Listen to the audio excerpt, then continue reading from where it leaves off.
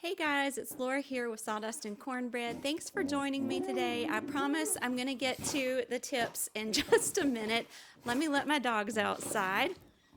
Okay, I'm back. It's almost as if they were on cue doing that. I promise I'm going to get to those getting ready to decorate your Christmas tree tips in just a minute. But for a second, I just want to take a little breath with you guys. We're heading into a hectic holiday season. Thanksgiving is starting to creep up on us. Christmas is not far behind. There's cooking, decorating, cleaning to do. Don't get overwhelmed. I'm going to be real with you. I watch a lot of YouTube channels to get ideas, and a lot of times I get discouraged because what I see on this side are beautiful $100,000, several $100,000 homes, polished beauties that just are so eloquent in their presentation. And I'm here to tell you, I don't know if you started watching for my Kensington tree review, unboxing, the train or what, but I'm here to tell you this is a real channel. I live in a real house. I don't have hundreds of thousands of dollars. I am not a polished beauty. I do not go get my nails done every single month. Every now and then I get to do that. But let's be real and let's only do what we can handle. I think our expectations of the holidays sometimes can put us in a bad position to start with. It's all about love, it's all about family, and it's all about Jesus. So let's get to those tips about getting ready to decorate your tree if you're having a tree trimming party, and let's be real about the whole thing. Let's get to it. Okay, if you don't understand why I'm so excited about the Kensington tree, look at my old tree and the difference that the new one made. This is why I did a video about unboxing and how much I love the Kensington tree. Be sure to check that out if you haven't already. As I was saying, I live in a house with 4 dogs, one bird who is up there, a little cockatiel who likes to say hi a lot, and a family that's busy and in and out, and we're entering a season of change. I can't say too much about it, but my format and my videos are changing just a little bit to accommodate those changes in our life. So this is going to be a laid back Christmas, but it's going to be filled with lots of love and family memories. Tomorrow, my oldest daughter's coming home. She's not home that often anymore. She's involved in an internship. So we're going to spend some time eating some homemade potato soup. I'm going to attempt that, and putting the decorations on the tree, and I want everything to go as smoothly and as peaceful and tranquil as possible so we can just focus on having time together as a family. And part of that is getting the decorations ready and getting the tree ready, having everything organized and laid out. I don't want to be a neat freak about this. We are just family. But I want things to go smoothly. So let me show you some of the things I'm doing this Christmas to get ready to trim the tree together as a family. I wanted to do a HobbyLobby haul because I got lots of nice ornaments half off at HobbyLobby this year. I'm sure several of you did too. So you'll be seeing bits and pieces of those. I might flash a price up there, what I've paid for them, just to give you an idea of the savings. But one of the first things I'm going to do is inspect my ornaments, and even, yes, brand new ornaments sometimes have dents or smudges, and you can polish those up and make them look really nice. If they're older ornaments, you can certainly use a little bit of rubbing alcohol on a microfiber cloth to clean the outside of plastic and glass ornaments, or just use a dry microfiber cloth to shine up any that are matte colored or that might have a finish that comes off. So I'm going to look through these beautiful ball garlands that I got at Hobby Lobby, and I'll show you a trick for getting dents out of the shatterproof balls. If you have a dented shatterproof ornament, you have a few options.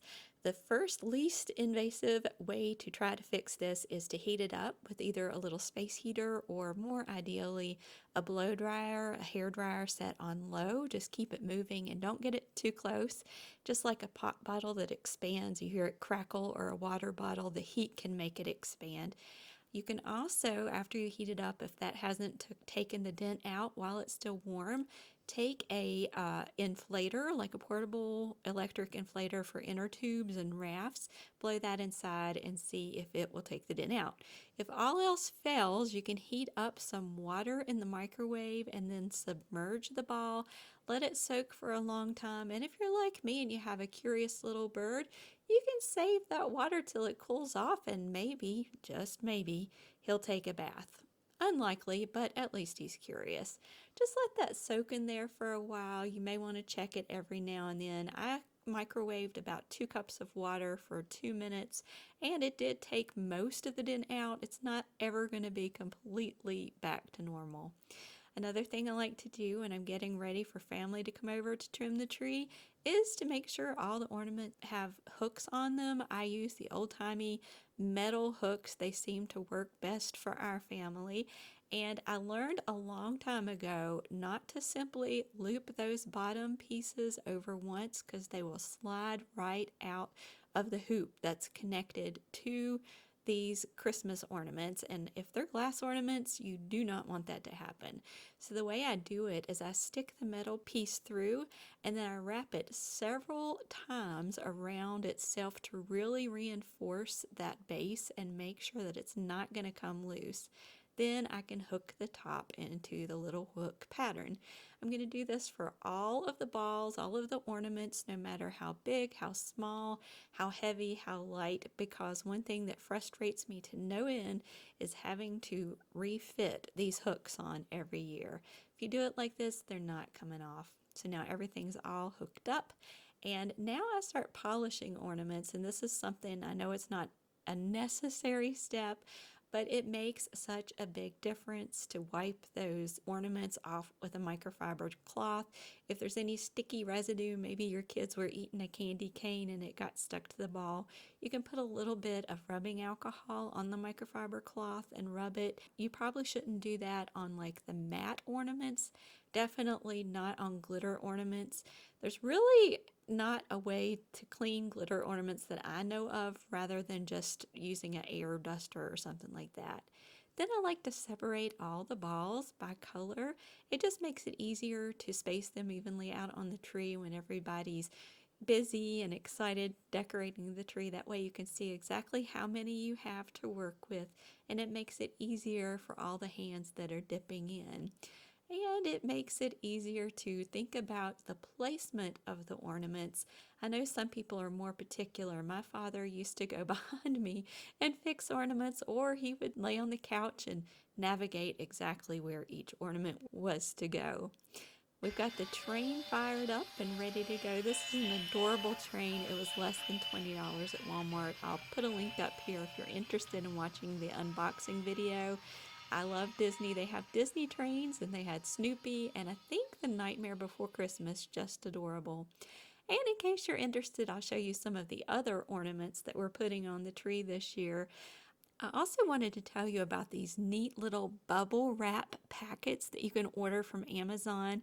Mine are 4 by 6 inch, but you can get other sizes. I'll put those links below. These are great for storing your Christmas ornaments. It keeps them nice and clean and neat each year and keeps them from chipping or breaking. So I'm going to be pulling mine out of there, but these are some of the ornaments that we're using this year. We went a little wild. Usually I'm more classic, more traditional, but this year we are doing sea life plus a dinosaur. That was my daughter's doing, and she says it's a biblically accurate dinosaur. It's very glittery and very cute, so I said go for it. So we're going to do a lot of like iridescent clear balls on the tree this year. We got those at HobbyLobby. There are similar balls online at Amazon. I'll put a link to those as well. We thought they looked like bubbles under the sea. We also got several little tin and metal fish covered with glitter. That's supposed to be a no-no in my house, but I gave a little bit this year, and there's going to be some sparkle on the floor. We also have whales and dolphins and crabs. The crabs are adorable. We have starfish. We have a lobster, just all kinds of fun sea life on the tree. And then we're going to stick with the oceany, beachy colors of that deep, dark beautiful blue as well as an aqua blue and some sandy white colors as well as some brown, just to kind of bring some earthiness to the whole tree. I'm really excited to show you guys after it's all decorated. I'm going to start some potato soup and wait on the family to show up. Oh yeah, I almost forgot to show you. I got these navy blue stockings, going a little non-traditional, but going with the ocean theme this year. Don't care much for the bells. It kind of reminds me of a jester's hat with all the little bells at the end. Plus, how is Santa Claus supposed to not wake the kids up if there's bells on the stocking? Hello, who made these? So I may be taking the bells off and using them in another decoration and replacing them with a big satin or a beautiful blue velvet bow. We'll see. If I do that, I'll share that with you.